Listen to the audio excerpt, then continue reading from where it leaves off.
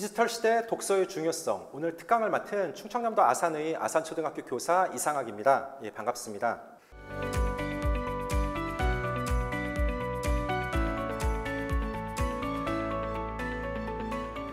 간단하게 제 소개를 한번 만들어 봤습니다. 예, 저는 지금 충남 아산의 아산초등학교 교사로 근무하고 있고, 그리고 유튜브 해피 이선생 채널을 운영하고 있습니다. 그리고 지금까지 약 16권의 책도 펴낸 작가이기도 합니다.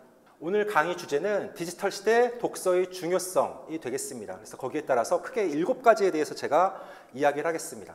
첫 번째는 지금은 디지털 시대. 둘째, 왜 우리가 책을 읽어야 하는지.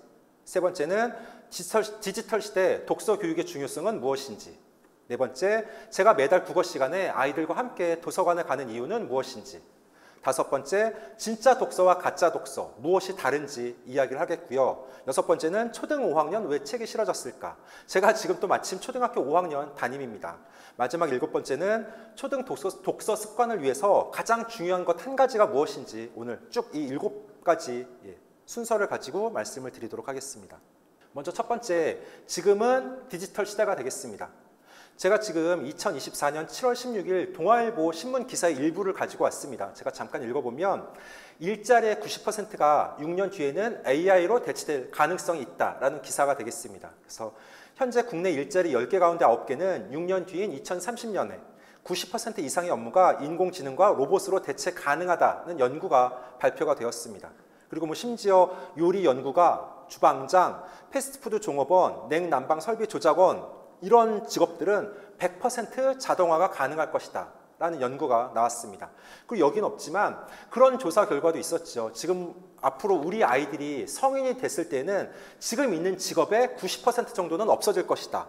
그리고 이제 평생 직장, 평생 직업의 개념은 없어지고 우리 아이들은 나중에 2개, 3개, 멀티 여러 가지 직업을 가져야 되는 시대가 올 것이다 라는 이야기도 많이 하고 있습니다. 2024년 7월 25일에 여성가족부에서도 하나의 그 연구 결과를 발표했는데 2024년 청소년 미디어 이용 습관 진단 조사라고 하는 조사 결과가 되겠습니다. 여성가족부에서 초1, 초4, 중1, 고1 청소년 124만 명을 대상으로 조사를 했더니 인터넷 또는 스마트폰 과의존 위험군 학생이 17.7%, 약 22만 명 정도가 나왔습니다. 그러니까 청소년 5명 중에서 1명은 인터넷 또는 스마트폰 과의존 위험군이라는 이야기가 되겠습니다. 인터넷 또는 스마트폰 과의존 위험군에는 크게 2가지 부류가 있습니다. 첫 번째는 사용 시간이 늘어나서 자기 조절에 어려움이 있어 주의가 필요한 수준. 그건 이제 주의 사용자 군이라고 부르고, 두 번째는 일상생활에서 어려움을 겪고 있어 전문기관의 도움이 필요한 수준. 이 아이들은 위험 사용자 군 이라고 합니다. 그래서 그 위험 사용자군을 합쳐서 인터넷 또는 스마트폰 과의존 위험군이라고 이야기를 합니다. 초등과 중등에서는 남학생들이 많았었고 고등에서는 여학생들이 더 많았다고 합니다. 실제로 저도 학교에서 보면 요즘 아이들이 워낙에 스마트폰에 빠져있는 아이들이 많습니다. 그러니까 보호자들이 조금 관심을 갖지 않으면 어떤 아이는 학교에서 초등학생인데 계속 이렇게 수업 시간에 조는 모습을 보입니다. 그래서 제가 옆에 가서 땡땡아 너 왜 수업 시간에 조니? 어젯밤에 뭐 했어? 라고 하면 새벽 4시, 5시까지 스마트폰 게임을 했다는 거예요. 그러니까 부모님이 바쁘셔서 맞벌이를 하셔서 아이를 잘 이렇게 케어를 하지 못하면 아이가 밤새도록 게임을 하고 학교 와서 초등학생이니까 엎드려서 수업 시간에 잠을 자거나 그건 상상하기가 어렵습니다. 그러니까 이런 아이들이 밤새도록 게임을 하고 학교에 와서는 계속 졸고 있고 또 밤에는 또 밤새도록 게임하고 그게 반복되는 것이죠. 그래서 이렇게 요즘에는 스마트폰이나 인터넷에 좀 빠져있는 아이들이 많은 현실입니다. 2024년 4월 18일에 문화체육관광부에서 2023년 국민 독서 실태 조사라는 것을 발표했습니다. 매년 이렇게 한 4월쯤에 문화체육관광부에서 이런 조사를 합니다. 매년 조사를 합니다.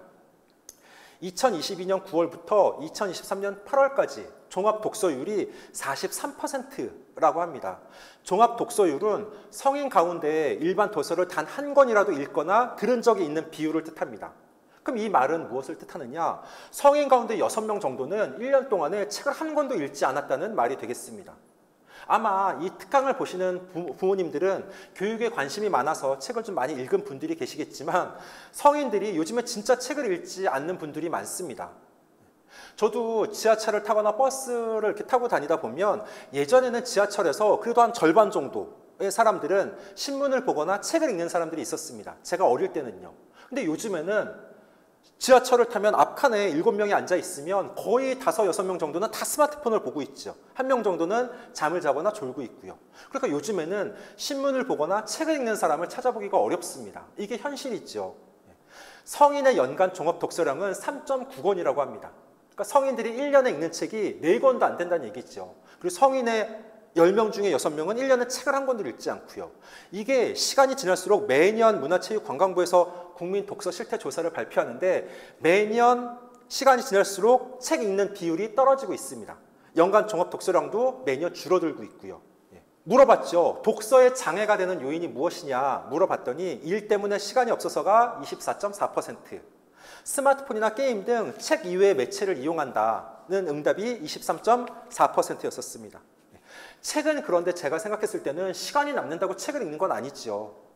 시간을 내서 바쁜 와중에 시간을 내서 읽어야 되는 게 독서인데 많은 사람들은 시간이 없어서 또는 책보다는 더 재밌는 게 많아서 스마트폰, 이런 이유를 대면서 갈수록 책을 읽지 않고 있습니다. 그건 성인뿐만 아니라 우리 아이들도 마찬가지입니다. 책을 읽는 목적이 성인과 아이들이 다를 수 있습니다.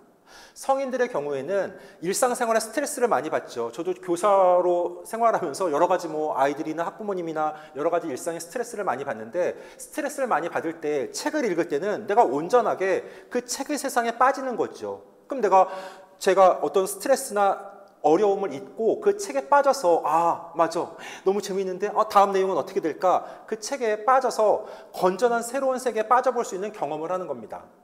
제가 최근에 읽은 재미있는 책은 이혁진 작가의 사랑의 이해라고 하는 책이 되겠습니다. 은행에서 벌어지는 다양한 사람들의 어떤 사랑과 연애를 다룬 책인데 주인공인 상수, 그리고 수영, 미경, 그리고 이 외에 종현도 나오고요. 여러 사람들이 나오는데 저는 초등교사로 지금 생활하고 있기 때문에 제가 평소에 은행원들이 어떻게 생활하는지는 알 수가 없습니다. 그런데 이 책을 읽음으로 해서 은행원들은 몇 시에 출근해서 저런 어려움이 있구나. 은행원들끼리 저런 갈등이나 저런 사랑에 싹틀 수도 있겠구나 라는 걸 제가 간접 경험하면서 그 세계에 빠지게 되는 거죠. 사랑의 이해는 JTBC에서 2023년 2월인가 드라마로도 만들어져서 많은 사랑을 받은 적이 있습니다. 그래서 성인들의 독서의 경우에는 이렇게 성인들이 소설을 읽었을 때는 내가 평소 경험해보지 못했던 내가 지내지 못했던 다른 세계를 한번 제가 경험해보고 건전하게 그 세계에 빠져보면서 일상생활의 스트레스, 피로 그런 것들을 잊는 효과가 있을 것입니다. 학생들의 독서의 장점은 약간 다릅니다. 성인들과는. 물론 학생들도 동화를 읽으면서 그렇게 간접 경험을 할 수 있지만 학생들의 독서는요. 상상력을 풍부하게 만들어준다는 데 커다란 의의가 있습니다.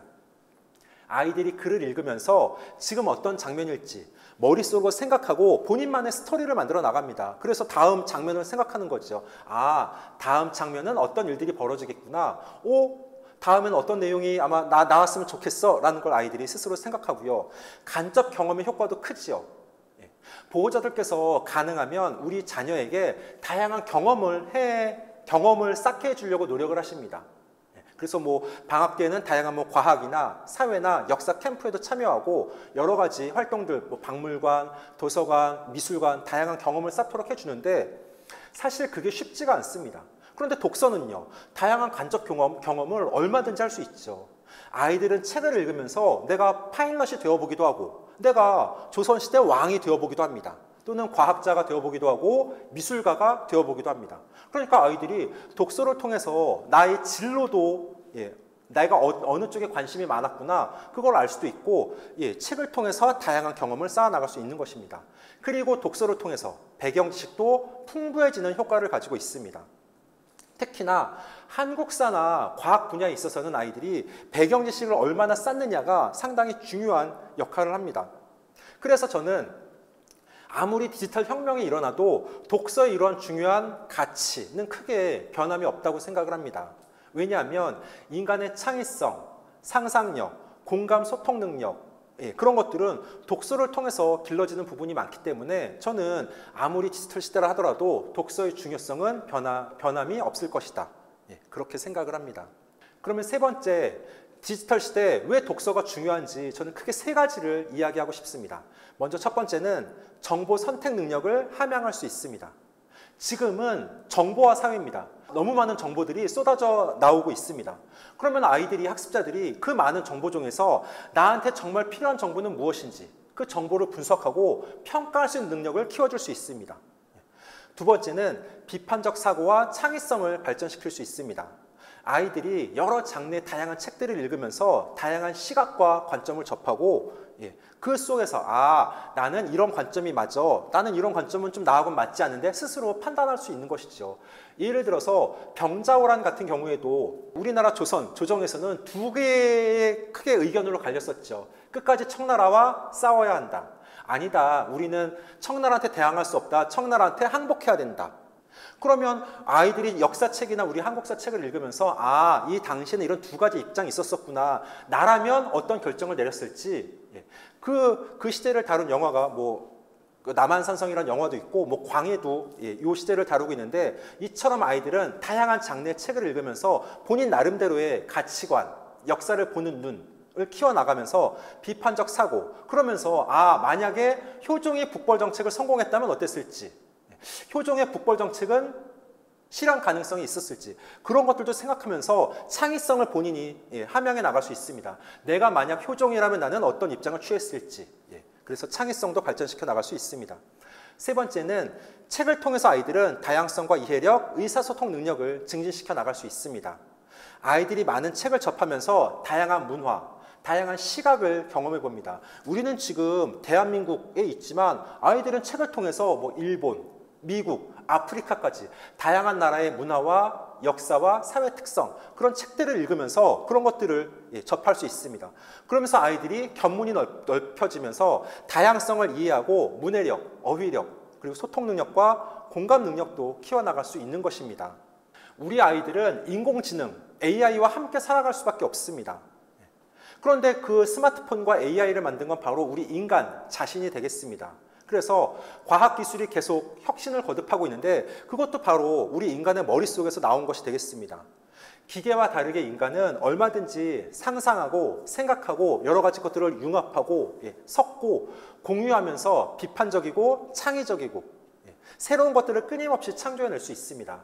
기계나 AI는 인간이 만들어 놓은 프로그램에 따라서 이루어질 뿐이지 인간이 그런 것들을 짜고 설계해야 되기 때문에 인간의 그런 고유한 능력들은 바로 독서에서 나온다고 생각을 합니다. 저는 지금 5학년 담임인데 매달 국어 시간 한 번 이상은 아이들과 함께 도서관에 갑니다. 학교 도서관에 갑니다. 지금 여기 나와 있는 게 아이들, 제가 올해 학교 도서관에 갔을 때 아이들의 사진인데, 지금 이렇게 3, 4, 5 모여서 이렇게 줄을 맞춰서 앉는 게 아니라 도서관에 가서 마음껏 아이들에게 지금부터 40분 동안 너희들이 책을 골라서 마음껏 읽어 라고 이야기하고, 저도 마찬가지로 도서관에서 책을 골라서 편하게 자리에 앉아서 책을 읽습니다. 그래서 지금 아이들이 저렇게 책을 읽고 있고, 어떤 아이는 책을 검색하고 있고요. 도서관에서 아이들의 모습은 어떨까요? 일단 아이들은 학교 수업 시간에 도서관에 가는 걸 좋아합니다. 왜요? 수업 시간에 수업을 안 하고 도서관에 간다고 하면 당연히 아이들은 그 자체가 좋을 수밖에 없죠. 그런데 도서관에 갔을 때 집중해서 책을 읽는 아이들은요, 절반 정도밖에 안 됩니다. 그러면 나머지 아이들은 무엇을 할까요? 물론 나머지 아이들 중에서 도서관이 무슨 놀이터인 것처럼 초5 아이들인데 막 숨바꼭질을 하면서 장난치고 떠들고 뛰어다니고 그런 아이들도 간혹 있습니다. 그런데 어떤 아이들은 책을 계속 왔다 갔다 바꿉니다. 내가 읽을 책을 골랐으면 그 책을 꾸준하게 읽어야 되는데 그 책을 1분, 2분 만에 바꾸고 계속 바꾸는 겁니다. 또 어떤 아이들은 본인 수준에 맞지 않는 책을 읽어요. 초아인데 그림책을 읽는다거나 또는 너무 두꺼운 국어사전이나 영어사전을 본다거나 책을 읽는 게 아니죠, 그 아이들은요. 저는 그러면 왜 국어 시간에, 그 소중한 국어 시간에 아이들과 함께 한 달에 한 번씩 국어 시간에 도서관에 가느냐, 아이들이 본인이 스스로 원하는 책을 골라서 읽는 경험을 만들어주기 위해서 그렇습니다. 그게 너무 중요해요. 요즘에는요, 학교 도서관이나 지역 도서관이 너무 잘 구축되어 있습니다. 그래서 자녀하고 같이 자녀가 학교에 다닐 때는 학교 도서관에, 방학 기간이나 주말에는 지역 도서관에 자주 갈 수 있도록 보호자들께서 권장을 해주셔야 되겠습니다. 그래서 아이들이, 저는 직접 내가 읽을 책을 고르고 책 읽는 즐거움을 느껴봐야 한다고 생각합니다. 그래서 저는 몇 학년 담임을 하든 항상 한 달에 한 번 이상은 국어 시간 아이들과 함께 도서관에 가서 책을 읽도록 그렇게 합니다. 그러면 아이들이 책을 선택하는 기준은 다 달라요.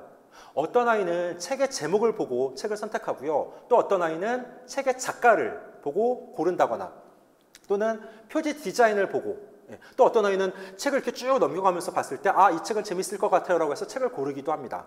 물론 책을 선택했을 때 잘못 고를 수도 있죠. 내가 고른 책인데 너무 재미가 없어요. 너무 어려워. 그럴 수도 있습니다. 그러면 아이가 책을 반납하고 다시 다른 책을 고르면 됩니다. 그런 시행착오와 그런 경험도 저는 꼭 필요하다고 생각합니다. 그런데 읽을 책을 제대로 고르지 못하는 아이들이 너무 많아요. 그럼 그 아이들이 평소에 학업 성적이 조금 낮고 말썽꾸러기 아이들이냐? 아닙니다.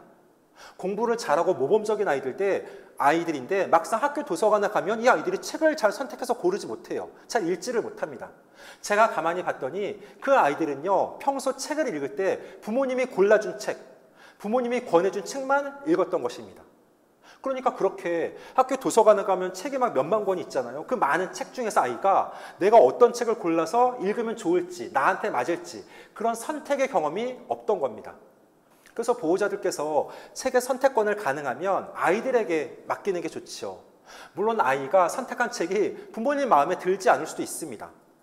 그렇다 하더라도 아이가 그런 경험을 통해서 나는 이런 책이 잘 맞는구나, 난 이런 책을 읽을 때 재밌고 즐겁구나, 그런 경험도 아이들은 다 할 필요가 있는 것입니다.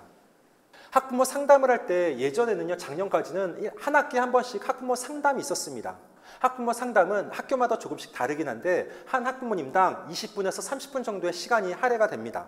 그럼 이제 그 시간 동안에 대면 상담을 하거나 또는 전화 상담을 하는 겁니다. 근데 학부모 상담을 할 때 20분이라는 시간이 결코 짧지가 않습니다. 좀 길어요. 그러면 담임교사 입장에서는 그렇게 보호자들과 20분 동안 길게 이야기할 게 없으니까 무슨 이야기를 하면 좋을까 하다가 제가 꼭 꺼내는 이야기가 뭐냐, 자녀하고 함께 주말마다 손을 잡고 지역 도서관에 가서 책을 읽으세요 라고 하는 이야기를 꼭 합니다. 제가 그 이야기를 하면 보호자들의 90% 정도는 저한테 사과를 합니다. 선생님, 죄송합니다. 제가 책 읽는 게 중요하다는 건 알았지만 제가 너무 바빠서 그러지 못했네요. 아이고, 맞아요. 책 읽는 게 좋지요. 근데 제가 그러지 못했네요. 저한테 사과를 합니다. 간혹 보호자들께서 아이들의 독서 편식을 걱정하는 분들도 계십니다. 독서 편식, 책을 특정한 장르의 책만 집중적으로 읽는 걸 말하는 거죠. 그래서 우리 아이가, 보호자들께서는 그런 고민을 많이 하시는 거죠. 우리 아이가 정치나 또는 사회나 과학이나 또는 역사나 예술이나 과학이나 골고루 다방면의 책을 골고루 읽었으면 좋겠는데 우리 아이가 공룡에 대한 책만 읽어요. 우리 아이는 너무 자동차에 관한 책만 읽어요. 어떻게 하면 좋을까요? 라는 고민을 많이 하십니다. 어떻게 생각하시나요? 독서 편식이요. 저는 크게 문제 없다고 생각합니다. 너무 보호자들이 조급하게 생각하시는 경향이 있죠. 저희 아이도 어릴 때는 자동차에 대한 책을 엄청 많이 읽었었습니다. 그래서 거의 유치원 때나 초등학교 저학년 때는 자동차에 대한 책을 많이 읽어서 길가에 가다가 포크레인 있으면 너무 반가워하고 포크레인의 특성이나 그런 내용들을 줄줄줄 저한테 얘기를 해주는 겁니다. 그런데 저희 아들도 이 아이가 중학년, 고학년 또는 중학교 가서 계속 자동차에 대한 책만 읽느냐? 아닙니다. 다 한때거든요, 독서 편식도. 책을 안 읽으면 그건 문제죠. 근데 어느 특정 장르의 책을 읽는다고 해서 보호자들께서 너 자동차 책 그만 읽어. 너 이번에 이제 과학책 좀 읽어. 너 이번에는 미술책 좀 읽자. 그렇게 말하면 오히려 아이가 그 책을 읽는 자체를 좀 꺼려할 수도 있습니다. 그래서 너무 보호자들께서 물론 이상적이죠. 여러 방면의 분야의 책을 골고루 읽으면 그건 이상적이지만 그런 아이들은 별로 없습니다. 성인들의 경우에도 보호자들은 그럼 골고루 책을 읽으십니까? 그렇지 않잖아요. 무라카미 하루키의 책을 집중적으로 읽는 분도 있고 또 어떤 분은 김영하 작가의 책만 많이 읽는 분들도 있고 그게 커다란 문제는 되지 않습니다. 그리고 아이들이 성향이나 특성이 다 변하기 때문에 자연스럽게 그러니까 책을 좋아하느냐 좋아하지 않느냐 평소에 책을 읽느냐 읽지 않느냐 그게 중요하지 독서 편식은 보호자들께서 크게 걱정하실 필요는 저는 없다고 생각을 합니다. 5번째는 그럼 아이들이 책을 읽는 게 중요하고 독서라는 게 중요한데 진짜 독서와 가짜 독서는 무엇이냐? 독서는 책을 읽는 것이 독서죠. 그럼 진짜 독서와 가짜 독서의 차이는 무엇이냐? 책을 읽을 때 생각하면서 읽는지 그냥 읽는지 글만 읽는지 그 차이입니다. 진짜 독서는요, 책을 읽으면서 그 장면을 떠올리면서 아이들이 몰입해서 책을 읽는 것입니다. 내가 주인공의 입장이 되어보면서 감정이입을 하고 장면 전개를 따라가면서 아, 앞으로 이런 일이 벌어지겠구나. 주인공이 이제 위험에 닥칠 텐데 어떻게 하지? 그러다가 이제 만약에 주인공이 어려움에서 벗어나면 안도를 하고 기뻐하면서 그렇게 본인이 감정이입을 하면서 상황과 맥락을 떠올려가면서 읽는 게 진짜 독서입니다. 그럼 가짜 독서는요, 책을 읽지만 글자만 읽는 겁니다. 책을 읽는 것처럼 당연히 보이지만 글자만 건조하게 읽는 것이기 때문에 책을 읽어도 글을 읽어도 남는 게 없습니다. 2024년도에 저희 학교에서는 5학년 온책 읽기 도서로 오버레인이라는 책을 골랐습니다. 은소울 작가의 책이고요. 아주 재미있는 괜찮은 책입니다. 온책 읽기는 독서 습관 형성을 위해서 좀 글밥에 있는 책을 정해서 한 학기 동안 긴 호흡에서 읽는 것을 온책 읽기라고 합니다. 왜냐하면 초등 국어 교과서에서는 제시문들이 이렇게 파편적으로 일부만 들어가 있기 때문에 아이들한테 좀 긴 호흡으로 책의 전체 내용을 다 읽을 수 있도록 하기 위해서 온책 읽기를 권장을 하는데 올해 5학년 저희 학교에서는 5번 레일이라는 책을 온책 읽기 도서로 선정을 한 거예요. 그래서 5번 레일이라는 책을 읽고 5학년 전체 아이들이 독서 골든벨 퀴즈 대회도 하고 5번 레인을 읽고 뭐 책 표지 디자인하기도 하고 명함 만들기도 하고 다양한 독후 활동을 합니다. 그런데 이제 그 중에 가장 커다란 행사가 독서 골든벨 퀴즈 대회였어요. 5학년 전체 아이들이 모여서 강당에 모여서 5번 레인 책을 읽고 독서 골든벨 퀴즈 대회를 하는 겁니다. 그 대회를 앞두고 저희 반 아이들에게 제가 5번 레인을 읽고 각자 3문제씩 문제를 뽑아오라고 시켰습니다. 그러니까 미리 자체 독서 골든벨 퀴즈 대회를 한 겁니다. 그때 아이들이 뽑아온 문제 중에서 제가 이제 몇 문제를 아이들에게 독서 골든벨 퀴즈 대회로 문제를 냈는데 제가 이상한 문제가 있었습니다. 그 문제가 무엇이냐? 제가 잠깐 배경 설명을 해드리면 5번 레인은 수영에 대한 동화입니다. 주인공은 강나루고요. 한강초등학교 학생입니다. 6학년 학생인데 주인공 강나루가 수영 대회에서 2등을 차지합니다. 갑자기 나타난 라이벌 김초희가 1등을 하고요. 당연히 주인공 강나루가 늘 1등을 했었는데 갑자기 나타난 라이벌 때문에 2등을 했어요. 기분이 나쁘겠죠. 그런데 주인공인 나루가 속한 한강초등학교 수영부는 전통이 있습니다. 수영 대회가 끝나면 수영부 아이들이 다 매점에 모여서 맛있는 걸, 본인이 원하는 걸 마음껏 먹는 게 이 한강초등학교 수영부의 전통이에요. 그래서 매점에 갔는데 나루는 평소에 매운 음식을 잘 먹지 못해요. 근데 나루가 그날은 유난히 불닭볶음면과 사이다를 시킵니다. 특이하죠. 그런데 이제 수영부 아이들이 김초희 칭찬을 합니다. 야, 김초희 진짜 대박이지 않냐? 진짜 빠르더라. 야, 어떻게 대회 신기록이야. 너무 잘해. 그렇게 막 칭찬을 해요. 그때 주인공 나루는요, 고개를 숙이고 눈이 벌개져 있고 눈물이 주르륵 흐르기 시작합니다. 친구들이 당연히 묻겠죠. 나루야, 왜 그래? 나루야, 너 왜 울어? 라고 했더니 나루의 대답. 양념이 눈에 들어가서 그래. 진짜야. 정말 양념 때문에 눈이 매워서 그래. 라고 대답합니다. 그게 그 책에 나와 있는, 오버레인에 나와 있는 내용이에요. 학급 자체 골든벨 퀴즈 대회에서 한 명이 아니라 몇 명의 아이들이 이 문제를 냈습니다. 아이들이 낸 문제. 매점에서 나루가 고개를 숙인 채 눈물을 주르륵 흘린 이유는 무엇인지 쓰세요입니다. 답이 뭘까요? 어떻게 생각하시나요? 아이들이 적은 정답과 제가 생각하는 진짜 정답이 다릅니다. 아이들이 적은 정답은 양념이 눈에 들어가서입니다. 제가 생각하는 정답은요, 라이벌 김초희에게 져서 분해서 화나서, 속상해서, 짜증나서입니다. 나루가 수영대회에서 졌잖아요. 그러니까 늘 1등만 하던 나루입니다. 그런데 강나루가 수영대회에서 2등을 했어요. 라이벌 김초희라는 애가 나타나서 그 아이가 1등을 하고요. 당연히 속상하죠. 그래서 이제 매운 걸 먹으면서 본인의 스트레스를 다 좀 잊으려고 했는데 눈치 없게 수영부 친구들이 막 김초희 칭찬을 하니까 야, 김초희 진짜 빨로, 와, 김초희 대박이지 않냐라고 하니까 갑자기 그때 장면이 떠오르면서 화나고 속상하고 기분도 나쁘고 짜증나서 눈물이 났겠죠. 그래서 독서할 때 아이들이 글자만 따라가면 이런 문제가 발생합니다. 물론 5번이라고 하는 책에는 그렇게 나와 있어요. 양념이 눈에 들어가서 그래. 내가 그래서 눈물을 흘린 거야 라고 얘기를 하지만 그거는 진짜 이유가 아니죠. 그래서 아이들이 책을 읽을 때는 이야기 글을 읽을 때 감정이입을 하면서 그 장면과 상황을 떠올리면서 아이들이 책을 읽어야 됩니다. 그러면서 내가 책 오버레인이라고 하는 책을 읽으면서 내가 강나루가 되어야 되는 거죠. 내가 나루 입장이 돼서 아, 맞아, 내가 2등을 했구나. 아, 속상해. 아, 짜증나. 근데 한강초 전통, 수영부의 전통, 매점에 가서 음식은 먹어야 돼요. 그러니까 화가 나고 스트레스를 받으니까 매운 불닭볶음면을 시켰는데 친구들이 막 칭찬을 해요. 김초희 칭찬을. 그러니까 갑자기 서럽고 화나고 짜증나고 하면서 눈물이 흘렀겠죠. 그러니까 아이들이 이런 맥락을 이해하면 책을 읽을 때 어려움이 없는데 그냥 이 오버레인 책에 있는 글자만 읽으면 아이들이 이렇게 문제를 내고 양념이 눈에 들어가서 그걸 정답으로 쓴다는 얘기가 되겠죠. 그래서 아이들이 책을 읽으면서 내가 나루였다면 매점에서 어떤 음식을 시켰을지, 친구들이 그렇게 김초희 칭찬을 할 때 나는 어떤 반응을 보였을지, 아이들이 자꾸 만약에 나라면 어떻게 했을지, 결과가 어떻게 됐을지, 다음 장면이 무엇일지 생각하면서 아이들이 책을 읽어야 합니다. 국민의 애송시죠. 나태주 시인의 풀꽃이라고 하는 시입니다. 제가 한번 낭송해 보겠습니다. 자세히 보아야 예쁘다. 오래 보아야 사랑스럽다. 너도 그렇다. 단 3줄밖에 안 되지만 너무 여운이 남고 좋은 시 아닙니까? 이 시도 아이들이 그냥 단순하게 요 3줄밖에 안 되잖아. 너무 짧잖아. 자세히 보아야 예쁘다. 오래 보아야 사랑스럽다. 너도 그렇다. 아, 좋아요. 그렇게 읽으면 별로 남는 게 없는 거죠.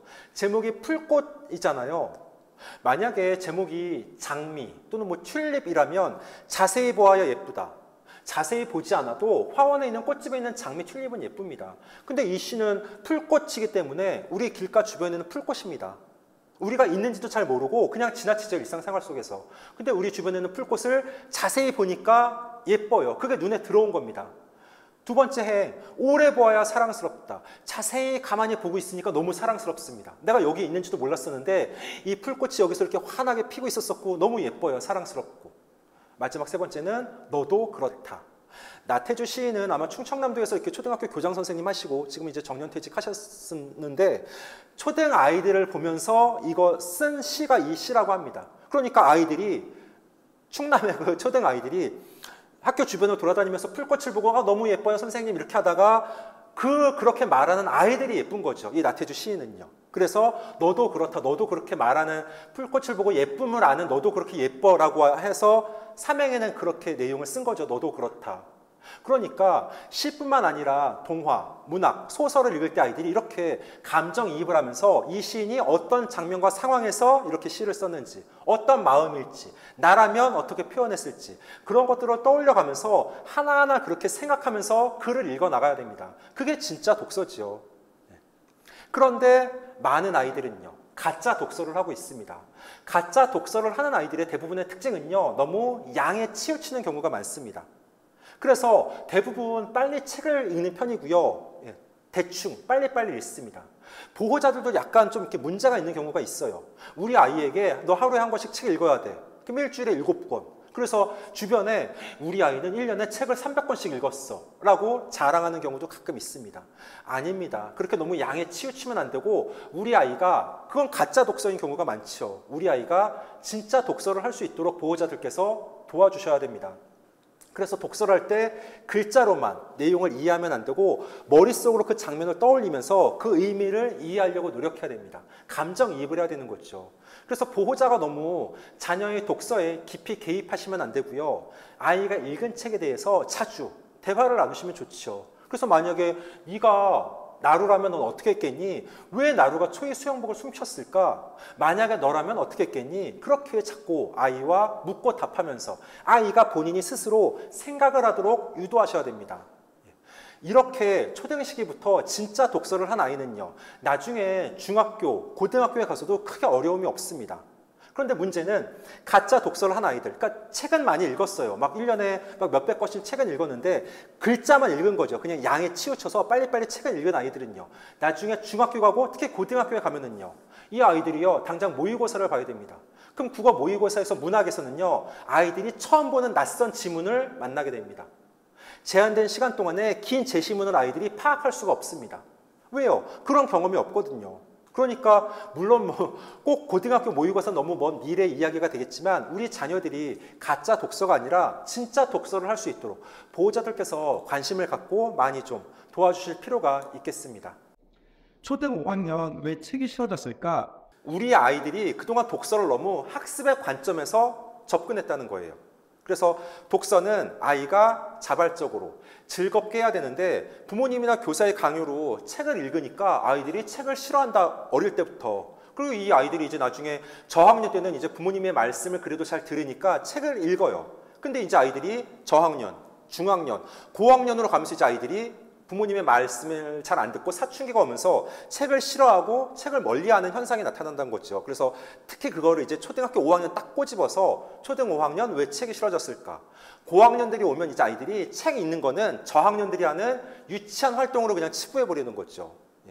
제가 지금 딱 5학년 담임인데 현장 교사의 고민, 행복한 책 읽기 과제라고 제가 써놨는데 저는 제가 몇 학년 담임을 맡은지 아이들에게 독서로 과제를 내줍니다. 전 이제 그 내용을 행복한 책 읽기라고 제가 이름을 붙인 거예요. 책을 읽는 건 행복한 일이니까 저는 아이들에게 행복한 책 읽기 과제를 내줍니다. 일주일에 2권의 책을 읽고 책 읽은 날짜, 책의 제목, 줄거리 3줄, 생각이 난 느낌 3줄. 그래서 일주일에 책 2권을 읽고 행복한 책 읽기란 과제를 해와야 돼요. 그 과제를 내줍니다. 그러면 어떻게 보면 3번에 보면 독서는 아이가 자발적으로 즐겁게 해야 된다고 했잖아요. 이게 맞는 말인데 아니 그러면은 교사인 당신이 그렇게 독서로 과제를 내주는 건 말이 맞지 않는 거 아닙니까? 라고 물어보실 수 있죠. 저도 그거에 동감을 합니다. 그러니까 좋은 방법은 아니죠. 교사가 담임교사나 또는 보호자가 부모님이 아이에게 책을 읽고 독서로 과제를 해 또는 독서 감상문을 써 라고 시키는 건 좋은 일은 아닙니다. 그건 맞아요. 그런데 문제는 뭐냐? 제가 지금 5학년 담임인데 그렇게라도 독서로 과제를 내주지 않으면 아이들이 아예 책을 읽지 않습니다. 그러니까 교사로서는 그게 가장 커다란 좀 고민, 딜레마인 부분인 거죠. 이렇게 강제적으로 독서로 과제를 내주는 게 분명히 아이들의 올바른 독서 습관 형성에 좋지 않다는 걸 인정을 합니다. 독서는 자발적이고 즐겁게 아이들이 스스로 해야 되는데 교사가 과제로 내주는 순간 그건 아이들한테 과제, 숙제로 다가오고 아이들한테 그게 싫어하는 행동이 될 수 있는 거죠. 그걸 알지만 그마저도 숙제를 내주지 않으면 아이들이 아예 책을 안 읽는 아이들도 많아요. 그리고 또 아이들에게 제가 자주 대화를 하거나 설문조사를 하면 행복한 책 읽기 숙제가 있어서 그래도 제가 5학년인데 책을 읽게 됐어요. 행복한 책 읽기 과제를 하느라고 도서관에 가서 책을 읽었더니 그래도 재미있었어요. 이런 내용들이 나옵니다. 물론 이 과제를 싫어하고 부담스럽게 느끼는 아이들도 분명히 있습니다. 그래서 저도 고민이죠.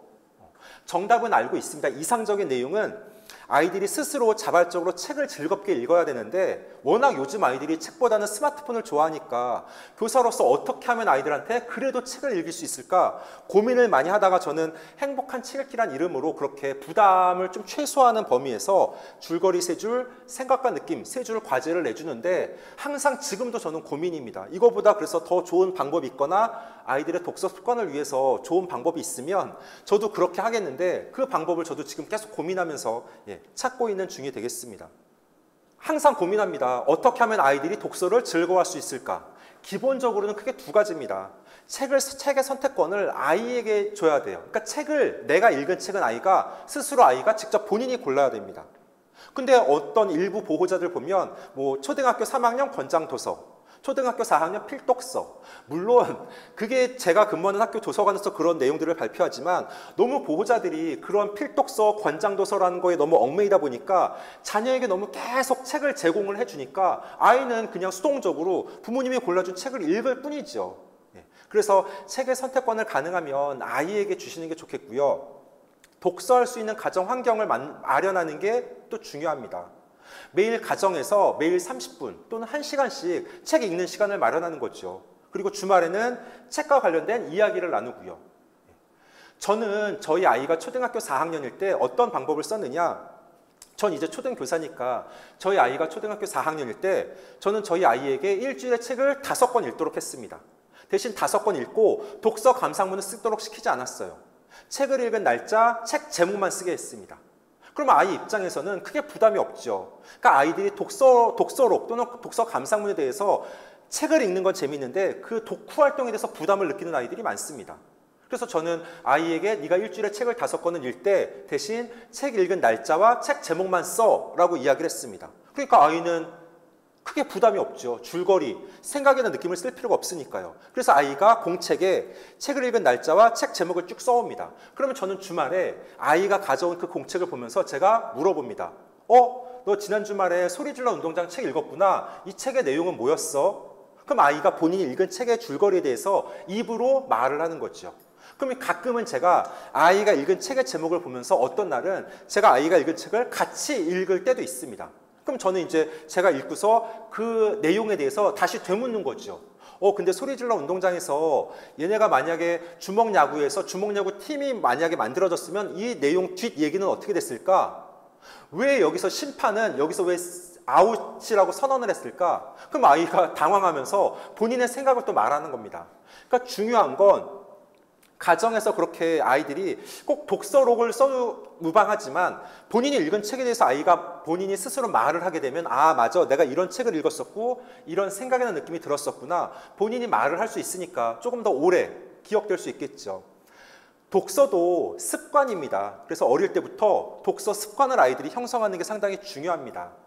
제가 예전에 충남 태안에서 4학년 담임을 할 때 일입니다. 그때는 이제 학교 도서관에서 책을 많이 읽는 아이들에게는 선물을 주거나 상을 줄 때였었어요. 그래서 그런 시절이 있었었는데 이때도 저는 저희 반 아이들하고 같이 한 달에 한 번씩 국어 시간에 도서관에 가서 아이들하고 같이 책을 읽었었습니다. 그리고 지금처럼 행복한 책 읽기라는 과제를 내줬었고 독서의 중요성에 대해서 많이 강조를 했었습니다. 이때 4학년 때 저희 반 아이들 중에서 1년에 학교 도서관에서 책을 가장 많이 빌린 아이가 몇 권 빌렸었을까요? 초4 아이가 1년에 학교 도서관에서 가장 책을 많이 빌린 아이가 몇 권 빌렸었을까요? 가장 많이 빌린 아이가 200권 빌렸었습니다. 200권. 그건 이제 학교 도서관에 기록이 다 남아 있으니까요. 그러면 반대로 가장 책을 적게 빌린 아이는 학교 도서관에서 몇 권 빌렸을까요? 0권은 아닙니다. 왜냐하면 제가 담임선생님이 한 달에 한 번씩 아이들 손잡고 학교 도서관에 가고 책을 읽으라고 하고 너네가 읽은 책이 재밌으면 책을 빌려 주말에 그리고 너네 과제해야 되잖아 책을 가능하면 많이 빌리는 게 좋아라고 권장을 하는데 1년에 가장 책을 적게 빌린 아이는 몇 권 빌렸을까요? 2권 빌렸습니다. 2권. 그럼 다시 책을 가장 많이 빌린 아이는 1년에 200권의 책을 빌렸어요. 책을 가장 적게 빌린 아이는 1년에 2권의 책을 빌렸습니다. 200권 대 2권. 그때가 초4였습니다. 그럼 이 아이들이 나중에 초5, 초6 중학교에 진학하고 지금 이 아이들이 중학교 3학년이 됐습니다. 그러면 4학년 때 200권의 책을 읽었던 아이가 고학년이 되고 중학교에 가서 갑자기 막 책을 싫어하고 책을 안 보고 그럴까요? 또는 반대로 4학년 때 책을 2권 빌려서 읽은 아이가 고학년이 되고 중학생이 된다고 해서 갑자기 막 깨우칠 바가 있어서 도서관에서 책을 많이 빌려서 책을 엄청나게 많이 읽을까요? 저는 쉽지 않다고 생각합니다. 초4 때 책을 200권 빌리고 많이 읽은 아이는 5학년, 6학년 중학교에 가서도 책을 많이 읽을 확률이 높고 반대로 1년에 책을 2권 빌린 아이는 고학년이 되고 중학교에 가도 책을 많이 빌려서 읽지 않을 거예요. 그럴 확률은 낮을 겁니다. 실제로 지금 중학교 3학년이 됐는데 그때 200권 빌린 아이는 지금 중3 태안여자중학교에 다니고 있다고 하는데 거기서도 우등생으로 공부를 잘하면서 되게 열심히 잘 생활하고 있다는 소식을 듣고 있습니다. 그래서 독서는 습관이기 때문에 우리 아이들이 어릴 때부터 책 읽는 습관, 책을 즐겁고 행복한 활동이다 라고 생각할 수 있도록 보호자들께서 도와줄 수 있는 부분은 최대한 도와주셔야 되겠습니다. 그런데 그동안 우리는 독서를 너무 반드시 해야 되는 공부, 학습의 관점으로 접근한 게 사실이죠. 그래서 아이들에게 독서가 즐거운 활동, 행복한 습관이 될 필요가 있겠습니다. 2024년 5월에 제가 지금 충남 아산에 살고 있는데 충남 아산에서 그 살인자의 기억법 김영하 작가님을 초청해서 특강을 한 적이 있습니다. 어떤 방청객이 김영하 작가에게 이런 질문을 했습니다. 본인이 이제 성인 여성분이었는데 본인이 평소에 책을 좀 많이 읽는 편인데 책을 읽고 나면 남는 게 없다. 기억나는 게 없다. 이래도 책을 계속 읽어야 되는지 물어봤었습니다. 어떻게 생각하시나요? 그런 경우 아마 있으시겠죠. 그러니까 책을 평소에 읽는 편인데 책을 읽고 나면 다 책을 덮고 나면 별로 기억나는 게 없는 거죠. 그래서 내가 책을 계속 읽어야 되는 건지 내가 책을 읽는 게 별로 효과가 없는 건지 고민하실 수 있습니다. 김영하 작가님의 대답은 이거였습니다. 그래도 책을 계속 읽어야 한다. 왜냐하면 책을 읽을 때 어떤 즐거운 감정, 책을 읽을 때 집중했던 그런 기억, 감정은 남아있기 때문이다 라고 대답을 했습니다. 그 대답을 듣고 저도 무릎을 탁 치면서 맞아, 저거였구나 라는 생각을 했습니다. 아마 보호자들께서 자녀가 유치원생이나 또는 초등 저학년이면 뭐 해외여행을 가거나 여러 가지 다양한 경험, 체험을 많이 시켜주려고 노력을 하실 겁니다. 저희 와이프가 저희 아이가 한 3살인가 4살 때 발리를 여행을 가는데 아이를 데리고 막 해외여행을 자주 가자는 거예요. 근데 저는 그렇게 대답했죠. 아니, 아이가 지금 3살, 4살밖에 안 됐는데 얘가 뭘 기억하겠느냐. 굳이 얘가 나중에 기억이 나는 초등학교 때나 해외여행 가고 지금은 그냥 이 아이들은 동네 놀이터만 가도 좋아한다. 굳이 해외여행 필요 없다라고 대답을 했었습니다. 근데 김영하 작가의 대답에 정답이 있는 거였죠. 그러니까 무슨 얘기냐? 책을 읽고서 우리가 세세하게 다 기억나지 못할 수 있죠. 우리가 뭐 AI 기계도 아니고 어떻게 책을 읽고 나서 그 세부적인 내용들이 다 기억나겠습니까? 그런데 책을 읽었을 때 본인이 몰입하면서 책을 읽었을 때 그 기분 좋은 기억, 감정, 그것들은 남아있는다는 얘기죠. 제가 앞에서 요 최근에 가장 인상 깊게 읽은 책이 사랑의 이해라고 하는 책이라고 말씀을 드렸었는데 그 책을 읽으면서 제가 은행원이 돼서 상수의 입장이 되어보고 또는 뭐 청원경찰 종인의 입장도 되어보고 그러면서 여러 가지 그 관계 속에서 고민하면서 즐겁게 책을 읽잖아요.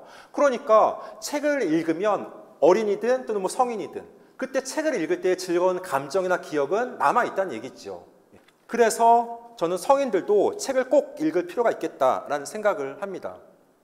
마지막 7번째, 그러면 초등 아이들에게 독서 습관을 만들어주기 위해서 가장 중요한 게 뭐냐? 이건 이제 앞서 제가 말씀드렸던 내용하고 똑같습니다.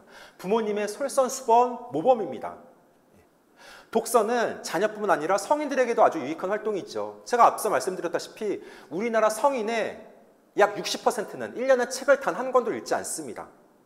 근데 책을 읽으면 좋다는 건 누구나 다 인정하고 수긍을 합니다. 자녀가 책을 읽을 때 부모님들은 무엇을 하고 계시겠습니까? 그냥 자녀한테 책 읽어라 라고 얘기하고 부모님들은 스마트폰으로 뭐 게임하거나 또는 유튜브 영상 보거나 쇼츠 보고 계십니까? 아니죠. 자녀가 책을 읽을 때는 부모님들도 보호자도 같이 책을 읽으셔야 됩니다. 전 이스라엘 총리 그리고 대통령까지 지낸 시몬 페레스는 이렇게 말을 했습니다. 하루에 3끼를 먹으면 배가 부르지만 하루에 3번 책을 읽으면 현명해진다. 딱 맞는 말이죠. 수도권의 한 6학년 선생님하고 제가 이야기를 나눈 적이 있습니다. 근데 그 이야기를 할 때 그 선생님이 그러는 거예요. 본인이 지금 6학년 담임인데 6학년 본인 반 아이가 총균세를 지금 읽고 있다는 거예요. 총균세는 이 책이죠. 제레미 다이아몬드가 쓴 거의 뭐 800페이지에 육박하는, 저도 한 2번 정도 읽다가 끝까지 읽는 거 실패했는데 상당히 좀 내용이 어렵습니다. 난해하고. 근데 그 아이가 초등학생을 위한 10대를 위한 총균세도 아니고 성인들이 읽는 총균세를 읽는다는 거예요. 그래서 제가 아니 그게 무슨 말이냐, 그게 그 아이가 과연 그 책이 이해가 되겠느냐, 혹시 다른 아이들에게 또는 선생님한테 잘 보이려고 좀 이렇게 잘난 척하려고 총균세를 들고 다니는 거 아니냐라고 물어봤더니 그 선생님의 대답이 아니라는 거죠.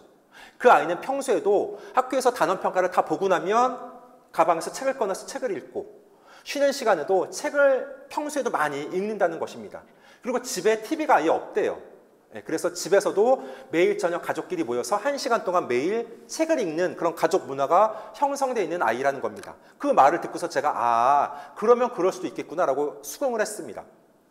독서는요, 아이들의 학년과 크게 상관이 없습니다. 독서는 아이들의 학년에 따라서 책을 읽는 게 아니라 아이들의 읽기 수준에 따라서 얼마든지 초등학생이라도 총균세를 읽을 수 있고 고학년이더라도 실제로 그림책이나 만화책만 보는 아이들도 있습니다. 가끔 보면 공부를 잘하는 고학년 모범생들이라 하더라도 이 아이들이 학원은 열심히 다니죠. 영어 수학 학원은 열심히 다니는데 정작 책을 많이 읽지 않는 모습이 많습니다. 그리고 학부모 상담을 하다 보면 보호자들께서 저한테 그렇게 물어봐요. 우리 아이가 초등학교 5학년인데 너무 책만 읽어요. 이제 책 좀 그만 읽고 학원에 보내야 되겠죠? 라고 저한테 묻습니다. 아니죠. 그건 진짜 잘못 생각하시는 겁니다. 보호자들은 충분히 그렇게 생각하실 수 있죠. 왜냐하면 선행학습, 영어나 수학 선행학습은 금방 진도가 쭉쭉쭉 눈에 보입니다. 우리 아이가 해나가는 게 눈에 보이죠. 영어 단어를 100개씩 외우고 수학을 초아이가 6학년, 중학교 것까지 끝내고 진도를 쭉쭉 나가는 게 눈에 보이는데 독서는 좋다고 주변에서 많은 이야기를 하지만 정작 가시적으로 눈에 나타나는 게 없어요. 보이는 게. 그러니까 보호자들께서는 옆집 아이는 지금 초5인데 중학교과 들어갔대. 옆집 아이는 지금 6학년인데 벌써 중학교 중3 거 지금 벌써 끝냈대. 한 바퀴 돌렸대. 라고 하면 마음이 조급할 수밖에 없는 거죠. 그런데 그렇게 눈에 보이지 않는다 하더라도 당장 가시적인 성과가 보이지 않는다 하더라도 독서를 통해서 아이들은 엄청난 간접 경험을 하고 배경 지식을 쌓고 문해력을 증진시킬 수 있습니다. 그래서 보호자들께서 너무 마음을 조급하게 먹지 마시고 저는 아이들의 독서, 책을 읽는 것에 조금 많은 도움을 주셔야 된다고 생각을 합니다. 지금까지 좀 빠르게 이야기했는데요. 디지털 시대 독서의 중요성이라는 주제로 제가 빠르게 이야기를 했습니다. 크게 7가지 주제에 대해서 살펴봤었죠. 지금은 디지털 시대. 누구도 이건 부인할 수 없습니다. 그래서 각종 보고 자료도 많죠. 앞으로 6년 후, 10년 후가 되면 지금 있는 직업의 90%는 사라질 것이다. 왜요? AI 시대, 디지털 시대니까 그건 누구나 인정을 합니다. 근데 왜 디지털 시대에 책을 읽어야 하는지, 책 속에 그 디지털 시대라고 하는 것도 인간이 다 프로그램하고 인간이 만든 AI, 디지털입니다. 그래서 인간이 그런 비판적 사고력, 창의적 사고력, 문해력, 공감, 소통 능력 그런 걸 바탕으로 우리 인간이 만든 디지털 시대이기 때문에 당연히 그런 능력들은 책 안에 정답이 있는 것입니다. 그래서 디지털 시대라고 하더라도 독서의 중요성은 줄어들지 않을 거라고 생각하고요. 저는 매달 국어 시간 아이들과 함께 도서관에 한 달에 한 번씩은 꼭 갑니다. 왜냐? 아이들에게 책의 선택권을 주고 아이들이 본인이 스스로 내가 원하는 책을 골라서 읽는 경험, 책을 읽는 즐거움을 맛보도록 하기 위해서 그렇습니다. 진짜 독서와 가짜 독서, 책을 읽는 건 다 똑같습니다. 하지만 진짜 독서는 아이들이 책을 읽으면서 머릿속으로 생각하면서 상황과 맥락을 고려하면서 책을 읽는 게 진짜 독서입니다. 가짜 독서는요, 그냥 글만, 책만 따라서 읽는 겁니다. 그러니까 제가 앞서 5번 레인에서 말씀드렸었죠. 나루가 왜 눈물을 흘렸는지, 진짜 나루가 그 책 속에서 말한 것처럼 눈이 매워서 양념이 눈에 들어가서 운 게 아니겠죠. 본인의 라이벌 초이한테 져서 너무 슬프고 화나고 속상하고 짜증이 나서 눈물이 났겠죠. 그래서 아이들이 이렇게 책을 읽을 때 진짜 독서를 하면서 상황과 맥락을 고려한 독서를 해야 되겠습니다. 초등 5학년 왜 책이 싫어졌을까? 제가 강력 추천드립니다. EBS 책맹인류라고 하는 다큐멘터리 프로그램은 보호자들께서 꼭 찾아보실 만한 가치가 있습니다. 거기 2부의 제목이 바로 초5 왜 책이 싫어졌을까입니다. 초등학교 5학년 정도 되면 아이들이 사춘기가 오면서 이제 보호자의 말을 잘 듣지 않습니다. 반항하기 시작하죠. 그러니까 이 아이들은 책 읽는 건, 독서는 저학년 아이들이나 하는 유치한 활동으로 그렇게 치부하는 경우가 많습니다. 그러니까 이런 아이들에게 아니야, 책 읽는 거, 독서하는 건 재밌고 즐거운 활동이야 라는 걸 심어주기 위해서 어떻게 해야 됩니까? 7번, 초등 독서 습관을 위해서 보호자들께서 솔선수범하면서 같이 책을 읽어야 합니다. 지금 당장 자녀의 손을 잡고 같이 집 근처 도서관에 가서 주말마다 책을 읽고 읽은 책에 대해서 서로 이야기를 나누고 매일 30분씩 또는 1시간씩 매일 저녁 우리 가정에 책 읽는 시간을 마련해서 책을 읽고, 그게 디지털 시대 우리 아이들에게 가장 든든한 미래를 대비해주는 어떤 교육이라고 저는 생각을 합니다. 마지막 끝내기 전에 데니엘 웰링엄 교수라고 지금 버지니아대 심리학과 교수님이 계십니다. 그래서 그분이 쓴 디지털 시대 책 읽는 아이로 키우기라고 하는 책이 있는데, 제가 오늘 특강을 준비하면서 제가 이제 이 책을 빌려서 읽었는데 이 책에 나와 있는 내용을 소개하면서 오늘 특강을 모두 마치도록 하겠습니다. 부모와 교사는 아이의 독서 문제가 드러나기 훨씬 이전에 아이가 좋은 독서가로 성장할 수 있도록 충분히 지원해야 한다. 그리고 부모와 교사는 아이가 실제로 읽기를 배우기 훨씬 이전부터 읽기를 배우고 싶도록 이끌어야 한다. 또한 부모와 교사는 아이가 독서는 과업이나 공부가 아니라 즐거움이고 보람이라는 걸 느끼도록 만들어줘야 한다. 지금 계속 보면 부모와 교사를 같이 이야기하고 있습니다. 독서 교육은 책 읽는 건 학교에서만 맡기면 안 됩니다. 학교에서 교사만 해야 되는 게 아니라 가정의 보호자와 부모와 학교의 교사가 함께 노력해서 우리 아이가 책을 즐거워하도록, 책 읽는 걸 기쁜 활동이라고 생각할 수 있도록 만들어줘야 됩니다. 제일 마지막 부분이 가장 중요한 포인트가 되겠죠. 아이가 독서를 과업, 숙제가 아니라 난 책 읽는 게 너무 즐거워, 보람돼 라는 걸 느낄 수 있도록 만들어줘야 됩니다. 그러기 위해서는 앞서 말씀드렸다시피 보호자들께서 자녀의 손을 잡고 집 근처 도서관에 가서 자주 책을 읽으면서 책에 대해서 이야기 나누고 책 읽는 가정 문화를 만드는 데 앞장 쓰셔야 되겠습니다. 이것으로 오늘 특강 모두 마치도록 하겠습니다. 감사합니다.